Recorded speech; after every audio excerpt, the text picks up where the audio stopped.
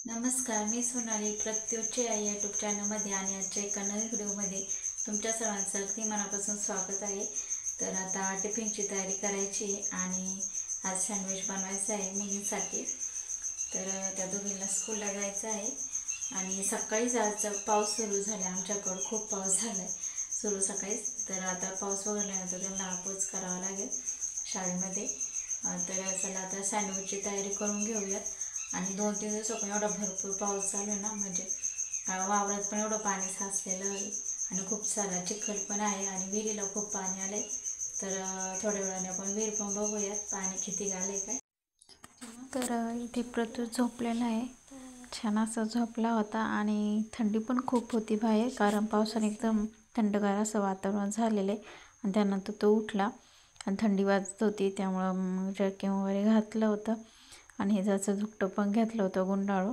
म्हटलं आता बाहेर जायलाच नको, कारण खूप थंडी आणि आमचा दरवाजा जो आहे ना तो पश्चिमेकडे, तर सगळं वारा आतमध्ये येतो दरवाजातून, त्यामुळं खूप थंडी वाजते. आणि मग त्यानंतर मी ते सँडविच बनवायला घेतलं होतं. तर हे टिफिनसाठी देणार होते मुलींना. तर बटाट्याची चटणी अगोदरच करून घेतली होती आणि हे ब्रेड घेतले. तर एका साईडकडून टॅमॅटो सॉस लावला आणि दुसऱ्या साईडकडून मला कोथिंबिरीची चटणी पाहिजे होती, हिरवी चटणी. पण मला कोथिंबीरच नव्हती घरी आमच्या, त्यामुळं मी सॉसच लावून दिला. आणि मुली पण तसं खात नाही तिखट, त्यामुळं म्हटल्याला सॉसच ठीक आहे. मग मी हे अशा पद्धतीने सॉस लावला आणि मध्ये चटणी लावून घेतली आणि तव्यावरतीच सँडविच भाजले, कारण हे सँडविच मेकर पण नाही माझ्याकडं. मग म्हटलं तव्यावरतीच आपण झटकीपट करून घेऊ. आणि मग छान असा सॉस लावून दिला, कारण मुलीला खूप आवडतं सॉस. तसं दिलं ना खायला तरी पण ते सगळं संपवून टाकतील, त्यामुळं सॉसचं मला हे वरती पाऊच ठेवून द्यावं लागतं, कारण ते सारखं घेत राहतात मग खाण्यासाठी. आणि चटणी पण बनवून झाली होती, मग चटणी लावून घेतली छान अशी आणि त्यानंतर मग हे तव्यावरती भाजून घेतले. तर काहींना तूप लावलं होतं, काहींना बटर लावलं होतं. तर हे अशा पद्धतीने छान असे सँडविच बनतात घरच्या घरी आणि एकदम झटकीपट होतात, टाईम पण नाही लागत एवढासा खास, आणि छान पण होतात. मुलांसाठी एकदम बेस्ट ऑप्शन आहे. तर हे असे छान पद्धतीने सँडविच करून घेतले.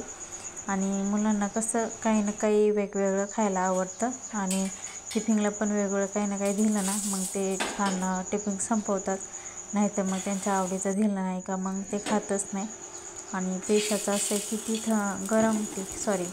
तिखट खात नाही, त्यामुळं तिला जरा असंच मग लाईटमध्ये काहीतरी द्यावं लागतं. आणि ती नवीन स्कूलला जाते 4-5 दिवसाकडून, पण जाती तर तिच्या क्लासमध्ये बसत नाही, ती प्राप्तीच्याच क्लासमध्ये बसते. तर आता बघू तिचं काय होतं, किती दिवस तिला रुळायला जाते ते काय माहिती. तर इथे छान असे सँडविच करून घेतले मी आणि सर्वच झाले होते. आणि मी त्यांना कट करायचं होतं, स्लाईस करायचे होते त्याचे, पण ते जे थंड झाले होते ना ते मी कापायला घेतले, पण ते असे व्यवस्थित कटच नव्हते होत. त्यानंतर मी काही पुन्हा गरम केले आणि मग ते पटकन कापले गेले चाकूने. तर हे मी ते टिफिनमध्ये पण भरलं, कारण दोघींचा टिफिन ना एकत्र देते आहे आणि त्यासोबत त्यांना हे पण दिलं होतं सॉस. कारण प्रिशा सध्याला प्राप्तीच्या क्लासमध्ये बसते, त्यामुळं दोघी एकत्रच खातात. आणि हे बाहेर येईल असं काही वातावरण होतं, पाऊस पण येत होता रिमझिम आणि सगळं असं वावर वल्लं झालेलं, सगळं चिखल पाणी साचलेलं. तर असं काही वातावरण झालेलं होतं. तर खूप ढग पण आलेलं होतं आणि रिमझिम असा सकाळीच पाऊस चालू होता. तर दुपारनंतर पाऊस थांबला होता. तर म्हटलं आता बाहेर जाऊ, बघूयात बाहेर कसं वातावरण आहे ते. हवा सुटली, थंडगार हवा सुटलेली. तर आता ना आणि बघूयात. आज कपडे पण थोडे धुतलेत आम्ही, कारण पावसामुळे म्हटलं वाळणार नाही त्यामुळे. आणि इथं आपल्या घराच्या जवळच विहीर आहे आणि इकडे हे आहे वावर, त्यानंतर कांदे वगैरे करायचे. तर इथे आम्ही काही मिरच्या लावलेल्या आहेत आणि खूप मिरच्या येतात ह्या मिरच्यांना, आणि काही लाल पण झाल्यात, काही वाळायला पण टाकलेत तोडून. हे आपण आता तोडावं लागणार आहे नंतर. आणि इकडे आहे विहिरीला ना अगोदर खूप कमी पाणी होतं, पण आता एवढा पाऊस झाला ना पाणी खूप आलं आहे वरती. बघा किती छान काळभोर पाणी आलेलं आहे. आणि मी इथे पाणी बघायला गेले तरी ते सरडा होता आणि तो नेमका पडला माझ्या आवाजाने खाली विहिरीत. तर तो चालला होता असं. तरी आज काही पडलेलं बघू ना, ते विहिरीचं पाणी पण पिवत नाही. तर फिल्टर आहे तसं आम्ही बोरच चालू करतो, पण कधी बोरचा काही प्रॉब्लेम असेल तर विहिरीचं पिवावं लागतं. तर इकडे आळू लावलेली आणि छान अशी फुटली पण. तर ह्या घरच्या घरी वड्या बनवायला छान होतं. आणि इकडे काही पवनचक्क्या डोंगरावरती खूप छान वाटत होत्या. आणि इकडे पहिलेच काही झाडं लावले होते बांधायला. तर हे सर्व कढीपत्ता, लिंबोणी, सफरचंदाचे झाड, काही आंब्याचे झाडे आहेत, नारळ, हे सर्व काही झाडे. आणि त्यातच त्यांच्या आळ्यांमध्ये काही वांग्याची झाडं आणि काही मिरच्यांची वगैरे झाडं लावलेली आहेत. आणि त्यानंतर बिया पण लावलेल्या आहे त्याच्या. गवारी असेल, भेंडी असेल किंवा मग शापू असं काही. तर हे काही कलम केलेले घरीच आंबे. तर हे छान असे फुटलेत पण काही कापले होते, कारण एकदम वसा पडतो इथं वावरात. बांधावरती जास्त झाडे असल्या. इथे मी बाळासाठी बेबी फूड बनवायला घेतलं आहे. तर ॲपल घेतला आहे, खजूर घेतली आणि बदाम घेतलेले, ते पण भिजलेले. तर त्यानंतर हे ॲपल ह्याचे कट करून घेतले, खजूरमधली बी वगैरे काढून घेतले आणि बदाम पण सोलून घेतले. हे सर्व एक मिक्सरमध्ये बारीक करायचं आहे आणि थोडंसं दूध टाकायचं आहे, म्हणजे छान अशी गिरवी तयार होते. आणि हे बाळाला खाऊ घालायचे. तर खूप हे पौष्टिक आणि हेल्दी पण आहे. तर बाळाच्या वजन वाढीसाठी आणि बाळाच्या मेंदूचा विकास होण्यासाठी हे बेबी फूड खूप छान आहे आणि उपयुक्त आहे. तर त्यानंतर इथे बसलाय.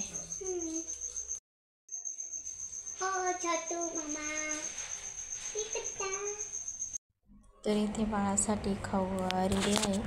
ते मी त्याला छान असं भरवलं आणि त्यानंतर प्राप्ती त्यांना आंबे खायचे होते, कारण त्यांचं स्कूलमधून आलं की हे आंब्याचं काही ना काही चालू असतं, हे खा ते खा. तर आता पावसाळा आहे, पण तरी पण आंब्यांचा वानोळा येतो आहे. आमच्या घरचे आंबे नाही, पण कुठून कुठून येत असतात आणि मग मुलं त्यावरती दाव मारतात. तर मग आंबे घेतले आम्ही, कट वगैरे केले. बसली होती आणि आता होमवर्क पण करणार आहे ना? करणार ना? अभ्यास कोण करणार? गुड गर्ल झाली आता. अगोदर आंबे खाऊन घेऊ आणि दादू चाललाय गॅस चालू करायला. गॅस नाही चालू करायचं आहे बाळा. बघूयात. आता कापून झालाय आंबा. इंग्लिशचं काय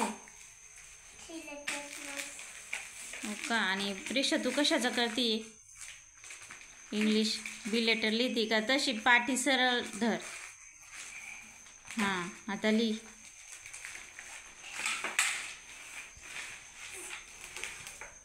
याचं काय चालू आहे काय माहीत. बघा आला तुझ्याकडे पाठी घ्यायला आता.